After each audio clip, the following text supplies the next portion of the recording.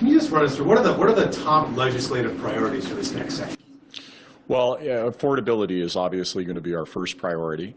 We've made it clear in the supply and confidence agreement we have with the NDP that making sure that we're there to support Canadians both in terms of increasing the GST credit that's going to go back, the housing top-up, and dental care will certainly be very large priorities coming out of the gate. We've also been clear that taking action on gun control and the legislation that we put forward in the last session will be a priority. We have official languages. We have important legislation dealing with the online environment as well through heritage. So there was a number of pieces of legislation in the last session that we have to continue on, and a number of really key pieces of legislation that deal with affordability when we come back. What do you think about the tenor and the tone of House of Commons now that Pierre Poilievre is the official opposition leader? Well, I'm going to approach it the same way I've always approached it, which is to be reasonable, to put reasonable proposals forward, to focus on Parliament working for Canadians, and to start with the operating presumption that all parliamentarians want to see a productive House. You know, at times that has worked. I'd say early on that when Mr. Deltel was the House Leader, we had a very cooperative spirit. We were able to get a lot done. There was a lot of good conversation and dialogue and compromise that took place. That fell apart. What we saw in the latter part of the last session particularly was endless obstruction and a lot of political games. I would suggest that that is not what Canadians want at this time. We're in a situation of extreme challenge globally, and there's an expectation of our Parliament that we work in common purpose to fix the problems of the nation and not play games. So you're concerned that some of that obstructionism could return and it may place your deal with the NDP in jeopardy, since there are time-sensitive things that have to get done before the end of 2022? Look, Canadians have a clear expectation of their Parliament to get things done on affordability, to get things done on keeping the communities safe and making sure that, that we're able to navigate these incredibly challenging times. And we're going to get it done. I am absolutely certain of that. Whether or not the Conservatives want to be constructive or they want to play games is their choice. But certainly in talking with parliamentarians with the NDP, with the Bloc, and with ourselves, we're ready to do work. And I hope the Conservatives are as well. Holland, I want to ask you about the virtual Parliament, because my understanding is there's no virtual element to this caucus meeting. So virtually all the entire caucus that participated in this for 3 days in person. Why is there still a virtual Parliament that allows the opposition to administration to escape accountability by appearing on video and disappearing? So there is going to be an incredibly important discussion that's being taken at the Procedure and House of Commons Committee that is going to take a look at the future of hybrid Parliament. I have spoken during the pandemic process about how important hybrid was for us to continue to do our business. I have reflections that I will be ready to share soon on what I feel the future of those provisions should be on a go-forward basis. But that discussion that will be taking place at PROC, where we're going to be hearing witnesses and we're going to be taking a look at how Parliament should continue to function, both in terms of its ability to do its business and have appropriate flexibilities, but also obviously on the questions of accountability and making sure. I spent a lot of time in opposition. I am incredibly sympathetic to making sure that the mechanisms of accountability are there. I'm acutely aware that that governments change and that our system must be as vigorously strong as possible. And so we're going to have that debate, and I'm going to be saying things that are on with respect to that. But I think it's important that PROC get the opportunity to meet, that it hear witnesses, and that we take an appropriate opportunity to reflect on what worked and perhaps what didn't in utilizing the hybrid provisions over the past couple of years. Can you tell us anything about how Thursday will work in terms of Parliament and commemoration? I've had very productive conversations with my counterparts in the other parties. We continue to finish the details of exactly time and length. So we will be meeting on Thursday. I would say that additional details are still being negotiated. I expect those. We're at the very end of it. I expect that we'll be in a position, my hope is today, to be able to give the exact time and further details. You're from Ajax, Mark. Just Poilievre's appeal and his message on inflation inflation, taxation, government spending. Do you see any potential for that to break through and speak to people in the suburbs around Toronto that identify? We're in one of the most complex time in certainly recent memory and in contemporary history. And I think that overly simplistic solutions, pretending you can snap your fingers and make things go away, of course, in all of history, these things have had appeal. But the reality is that dealing with what we have in front of us is going to require seriousness, honesty, and challenge. And that we have to be frank and direct with people with that. So I welcome the opportunity to take oversimplifications or addressing people in ways that frankly isn't honest with them about what we're facing, and instead talk about what's going to happen. Because the reality is, yes, we are in a challenging period globally, but I look at how well Canada has done. And I think we're at the beginning, really the dawn of a Canadian century. I think that there's an opportunity here for Canada to lead the world. We have done it throughout the pandemic. We still have a lot of challenges, but I look through those challenges to a period of incredible prosperity. And I think that if we do the work and we're honest about the challenges, that we'll get to those days, but that we have to do so with truth and with vigor and not with oversimplifications. Can you share a bit more of what you have in mind for hybrid parliament? Because my understanding is the status quo is in place for next year, right? Are you thinking Well, I think that one of the things that we did that I think was incredibly important was to say, let's take a pause now that we're in what I hope is moving out of this pandemic and moving to brighter, clearer days. Let's take an opportunity to reflect on what worked and what didn't work in this experiment. I mean, this was created because of a health crisis and because Parliament needed to find a way to continue to function through that health crisis. But it gives us an opportunity now to really go in depth and ask hard questions about what was successful and what wasn't. And I don't want to be prejudicial to that. I have very clear views. I'm going to express them. I expect that I would speak before the committee and that will be an opportunity really for me to first express that. But that's what we got to do now over the next coming months, is use the Procedure and House Affairs Committee to take a look at what worked and what didn't work, and for them to make a proposal to Parliament and for Parliament to debate that. And those will be the next steps. Thank you so much. Obviously, there was an affordability announcement that was supposed to come, and clearly there was a delay because of the passing of Elizabeth II. But what type of supports do you think that you can offer Canadians right now, especially when it comes to rent? Well, look, I'm going to leave the logistics to those who are handling it. But what I'll tell you is what we've done already. Programs that are already in place right now that help people directly with affordability challenges. One, of course, is the Canada Child Benefit, which is tied to inflation. It's indexed to inflation. The second one is childcare. It's a huge, huge win for families. I mean, in my constituency, I still talk to families who were essentially paying a second mortgage.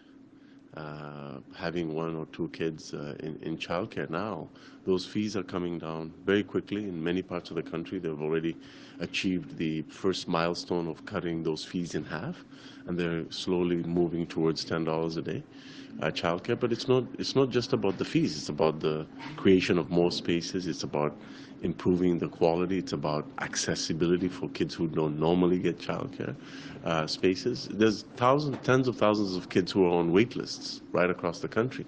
Those kids will have access to high-quality, affordable childcare spaces because of the investments that we have made and are still making, because this is a multi-year plan, right? But on housing, we're the government that introduced the Canada Housing Benefit, a benefit that goes directly into the pockets of renters right across the country. And it is not tied to a housing unit. So when the person moves, it moves with them. And it is targeting the most vulnerable members of our society, women and children fleeing domestic violence, vulnerable seniors, Indigenous peoples facing severe housing challenges, Canadians with disabilities, and racialized Canadians. And the Canada Housing Benefit, in my opinion, is a game changer, because as we're building more affordable housing, for those who simply want a top-up to be able to pay the rent, this is delivering incredible support right across the country. Average payments of about $2,500 over the year, but in some cases much deeper than that for some vulnerable populations in some of the provinces and territories.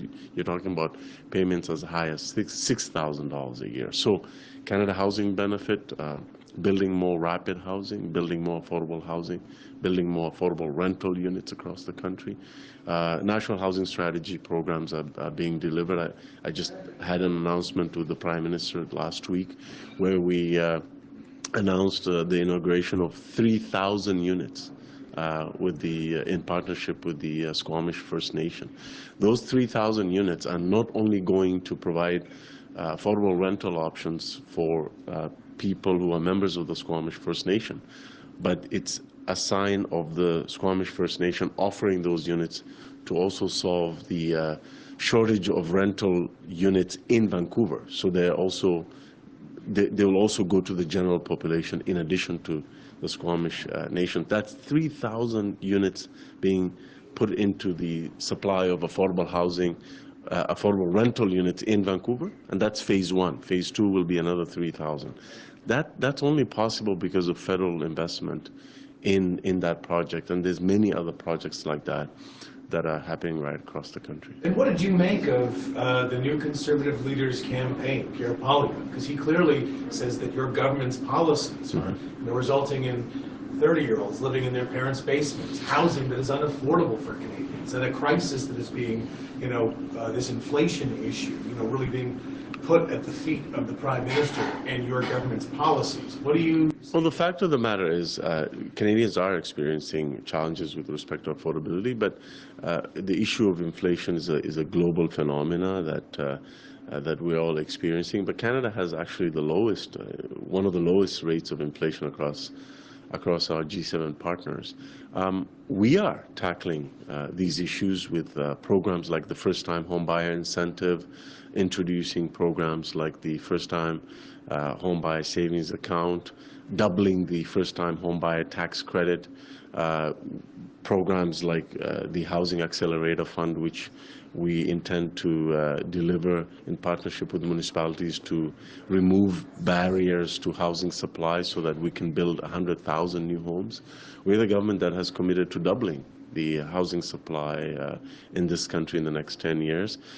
So on a number of issues, whether it is ending chronic homelessness, building more affordable housing, building more rental units, all the way to making it easier for people to access the dream of home ownership. We have real tangible programs that are working on the ground. What you hear from the other side is gimmicks. It's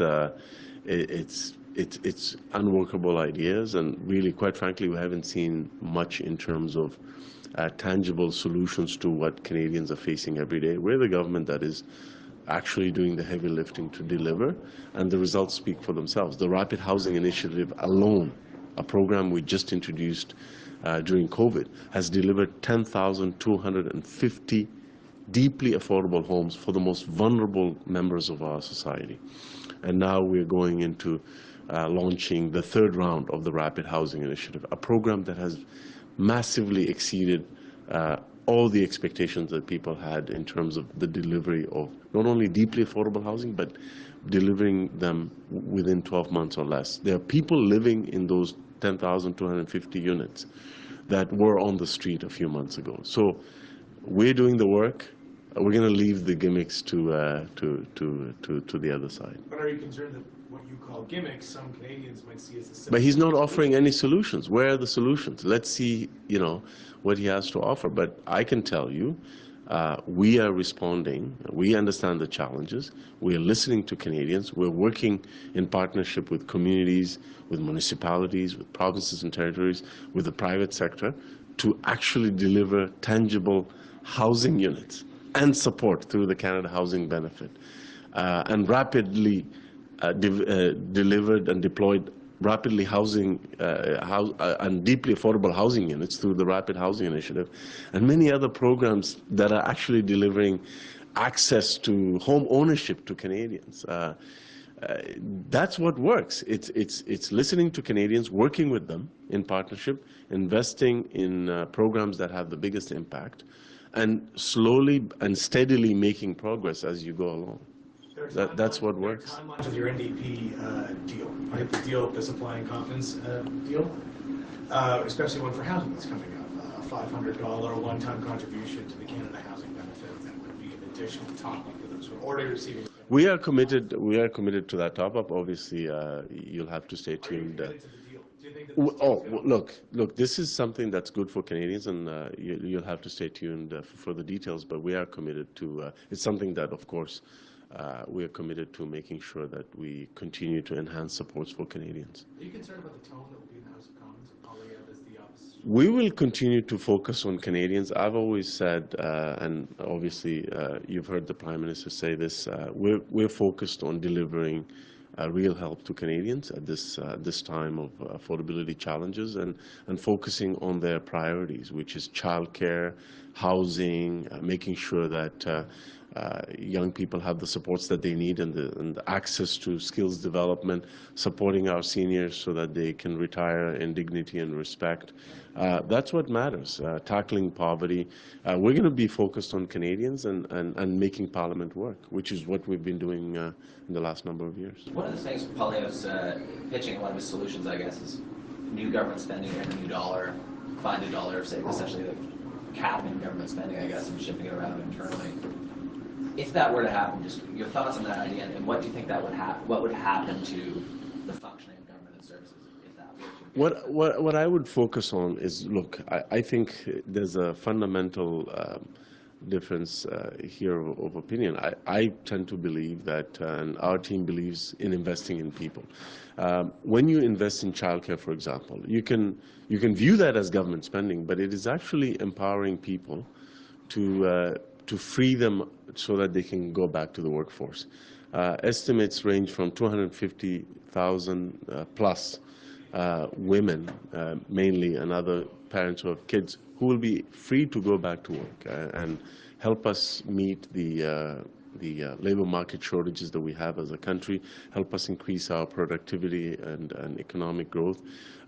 So it's investing in people so that we can all do better. Housing does the exact same thing. It is actually more expensive to deliver services to people on the street rather than providing a permanent solution to their challenges, which is providing a safe and affordable place to call home, so that they have this stability and the hope to reestablish their life and have the stability to pursue their goals and dreams. When people are doing better, we all do better together. And childcare is an example of that. Investments in housing is an example of that. Enabling a young person to have access to the skills and training that they need to succeed is another example of that. That's what we are focused on. And I see those things as much needed investments that pay back many, many times over. Thank you. Thank you. This morning you didn't have too much to say about Mr. Poilievre, and I'm wondering if, since your big boss has had some harsh words about him, whether you have anything new to share about what you feel about being up against him as a new opponent. Look, I'll repeat what I said this morning first. I congratulate him. I wish him the best. He has an important job to do in our democracy. And governments deserve a well-functioning government and a well-functioning opposition. And we all have a responsibility towards our constituents to do the right thing. I have known and worked with Mr. Poilievre for many, many years. In fact, first time I met him was when he was an assistant to Stockwell Day. So that's how long I have known Mr. Poilievre. And I've known his type of politics. I certainly have very little in common with his politics, but I don't want to be distracted by also what he tries to do. I believe firmly, first, in liberal values, second, in the role of government in our society to protect Canadians and protect the interests of Canadians. And third, to ensure that Canadians have the best living standards in the world. That's the job that I feel rests on our shoulders as government, on my shoulder as a member of Parliament. And that's what I'm going to be focused on, and that's what our government is going to be focused on. The lines in his speech about government, about Canadians deserving a government with passport offices that work sort of hit the hardest, and that's your file. And what do you say to Canadians who are still struggling with that? I don't know if there's been a shuffle because passport office is not my file, but I can still speak about the responsibility of a government to deliver services. Look, it's been a tough 2 years. And Canadians have seen a lot of disruptions to their lives, to their way of life, to their economy. And they've seen the private sector struggle with this. They've seen governments struggle with this. But also what they've seen, government rise to the occasion and be there at a time of desperate needs. And that does not mean that there has not been unfortunate disruptions and things that have not performed as well as we'd like them to. That's okay. We're going to work together on addressing these issues. Government needs to be there for Canadians, doing everything we can. And when we face challenges, we need to be honest with Canadians about why we are facing these challenges and highlight our plan to get out of these challenges. And this is what we've been doing throughout the pandemic, this summer with airport challenges, with passport challenges. And for example, I'll talk about airports. I've been talking about the fact that it's caused by labor shortage in the private sector and in government.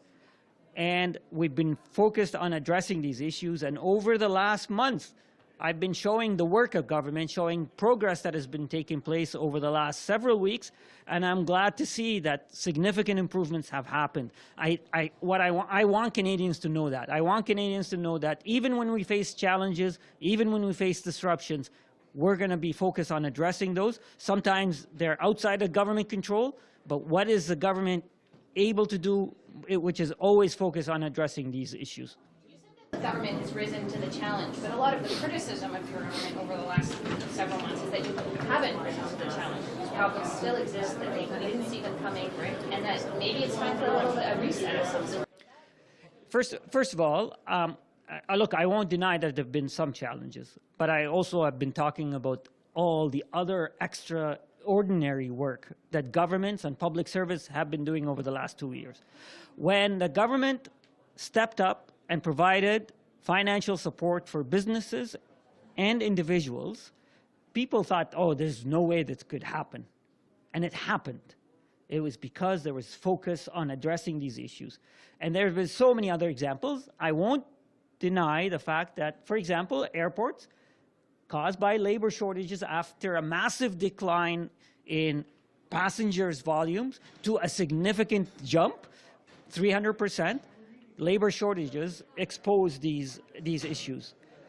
And there was no button to push to change labor availability overnight, but the government rose to the occasion by making sure that CATSA was staffed up, that CBSA was staffed up, that airlines addressed the needs of passengers, and we saw progress over the last few months. And I have the dashboard to share with you about the data. Again, I'm not saying things are perfect, but we showed what a government can do when it rolls up its sleeves. I'm certainly, again, not denying the challenges, but we're focused and we're getting results done for Canadians. Okay, thank you. Why does the government keep not preparing for this? It seems like with passports or with immigration visas, it's like there's a sudden onslaught that we weren't expecting. How come we keep getting surprised by this? Look, this isn't a surprise. We expected a surge in study permits, and we wanted to make sure that we put extra resources towards processing them as we got closer to the academic year.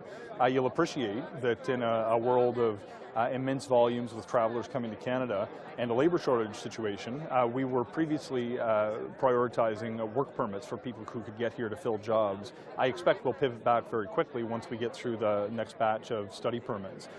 There's no silver bullet to this, though. We recently shared that we're adding 1,250 staff to our department just to boost processing.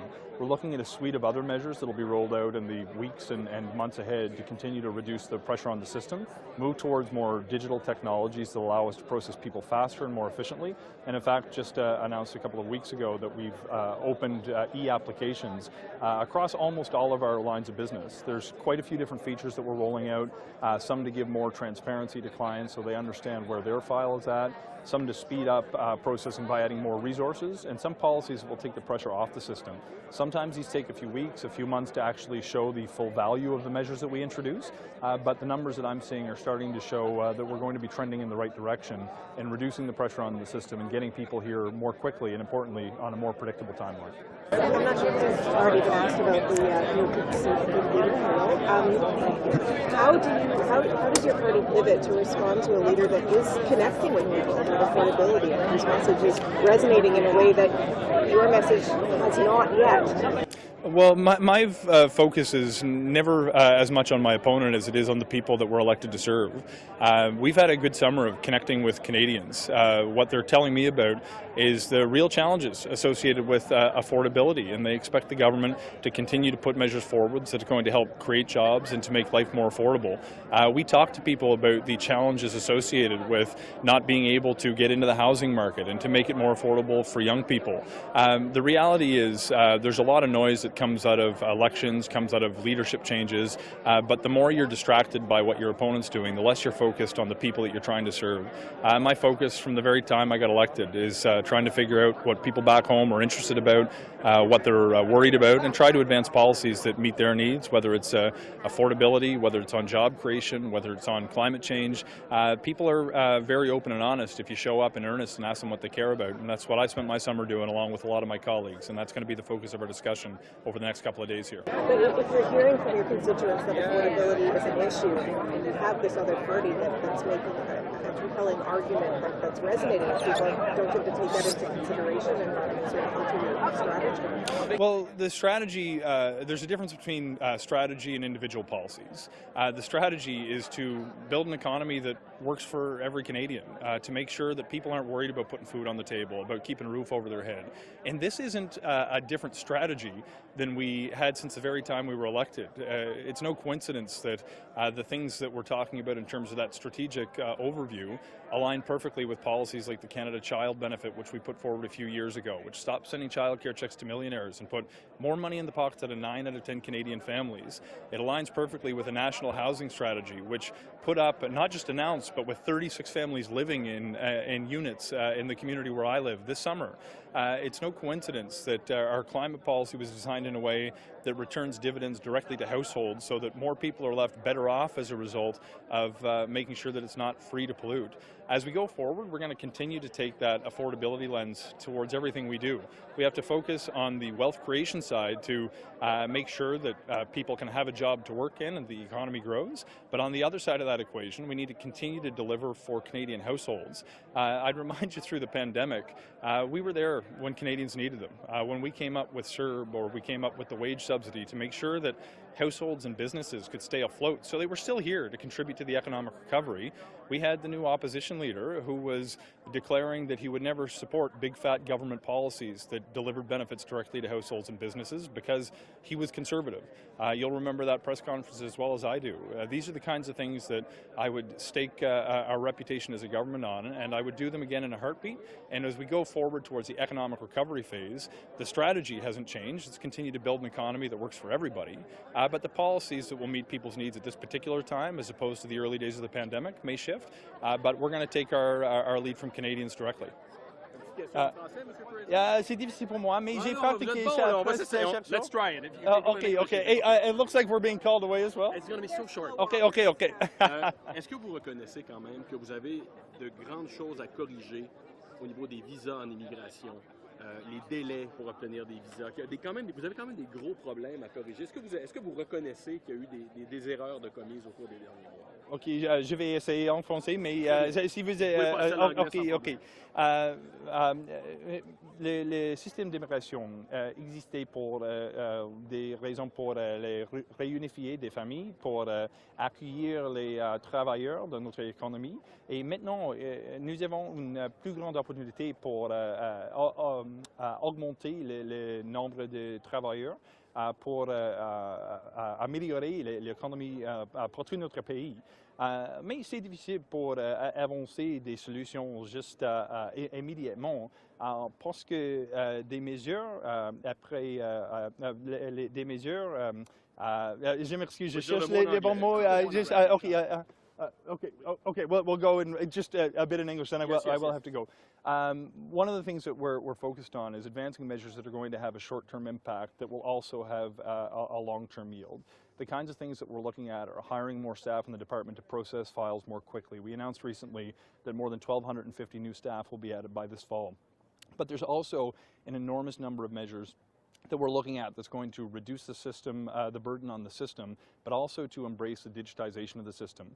These measures will have a short-term impact, but will take a number of weeks or a number of months, depending on the specific measure, to really have their full impact. But our goal is to get workers here to fill jobs and to improve the labor shortage situation. Our goal is to reunify families who've been living apart. Our mentality hasn't changed, but the policies that we need to advance to deal with the unique context of so many applications coming in as the world opens for retravel after a few years of the world being shut down to travel are not necessarily easy solutions, but we're committed to advancing them whatever the cost. With the offensive going on in Ukraine, obviously they need more weapons. So what can Canada do in the immediate term to do that? Are we buying more weapons? Are we contributing to a fund with other foreign countries to do this? What's happening? Okay, let me just clarify that we have already committed more than $600 million in military aid for Ukraine. And we have most recently committed 39 armored vehicles from GDLS in London, Ontario. And the first batch of these vehicles have left the country en route to Ukraine. In addition to that military aid of over $600 million, we have sent Canadian Armed Forces members to train Ukrainian new recruits in England. And that's on top of the 33,000 Ukrainian soldiers that we've already trained. Your question relating to what's next is a good one. We will continue to stand shoulder to shoulder with Ukraine in the short and the long term, given our solidarity with the country and our support for the international rules-based order and the NATO multilateral alliance. I have continually said that the shipment of material and equipment from the Canadian Armed Forces is one route that we have gone down, and we need to continue to examine that route. However, it is impractical to think that the only source of material would come from the inventory of the Canadian Armed Forces, and in that vein, I have been reaching out to industry to ensure that industry can continue to partner with our government in sending military aid to Ukraine. Part of that outreach has included L3 Harris, for example, which manufactures cameras for drones, and we have sent over 50 cameras for drones for use in the front lines of the conflict in Ukraine. In addition, GDLS, that contract is another example of what we would like to see continue, reaching out to industry, partnering with industry in terms of continued military aid for Ukraine and continuing to bolster the inventory of the Canadian Armed Forces, which is also so important. What is your reaction to the latest Ukrainian offensive and Russians being pushed back in at least one area? I will say that I have from the very beginning had an incredible sense of faith in the resilience and the commitment and the dedication of Ukraine to defending their sovereignty and their homeland. And each step along the way, the Ukrainians have, and they have shown the world that they are ready for this fight, and they will continue to do what it takes to defend their own sovereignty, as well as to uphold the international rules-based order and the territorial integrity on which the peace that all countries have enjoyed since the end of the Second World War continues. Do these advances by Ukraine, though, show that the support that the West has been offering is paying dividends? And does that make it more urgent to keep up that supply of weapons, to increase the supply of weapons so they can continue to do good things? By all means, if you look at the military aid that has flowed from NATO allies and beyond since the beginning of this crisis, you can see a tangible commitment that has made a difference on the ground. And Canada has been right at the table with a military commitment of over $600 million, which Secretary General Jens Stoltenberg and Defense Minister Alexei Reznikov have thanked and congratulated Canada for continuing to step up. You asked about the long term. What does that look like? We need to continue to stand shoulder to shoulder with Ukraine, not only in the area of military aid, however. In the area of economic aid, humanitarian aid, Canada will continue to be a very strong partner with Ukraine. Of course, our relationship with this country runs very deep. Decades and decades, in fact, with over 1.3 million Ukrainian Canadians in this country even before this conflict began. So again, this is an all-hands-on-deck moment. We need to do whatever we can, and as Minister of National Defense, I will continue to do whatever I can for the Ukrainian community here in this country, but also for Ukrainians across the board, especially in the territory that is continuing to be at issue in the conflict. Can the C-130s that Canada moved from Kuwait to the UK play a greater role in helping? If Canada, like you say, can only provide so much military support, could those C-130s help transport? I'm actually really glad you asked that, because I think it is an underappreciated point that those two CC-130 aircraft have moved over 3 million pounds of equipment and military aid from NATO allies since the beginning of the conflict. And we have to remember that Canada's commitment has also extended in that area. Not only are we giving our own military equipment and other aid of over $600 million, we're transporting the aid from other NATO allies. And so when I'm at the NATO defense ministers meeting in Brussels, NATO allies come to me and thank me for Canada's continued commitment, flying into their territories, picking up their military aid and taking it for use on the front lines in Ukraine. And that's exactly the type of commitment we'll continue to offer. Minister, can I just ask you, are you concerned that with Russia being pushed back, are you concerned about what tactics or weapons the Russians might employ to try to win this war? I'm concerned, always. I'm concerned about this war because this is an unjustified, illegal, and unprovoked invasion, and we need to do whatever we can regardless of the decisions that the Russians are making from their standpoint. That's our commitment. We will be there in the short and the long term for Ukraine. Thank you. Merci beaucoup. Au revoir. Thank you very much.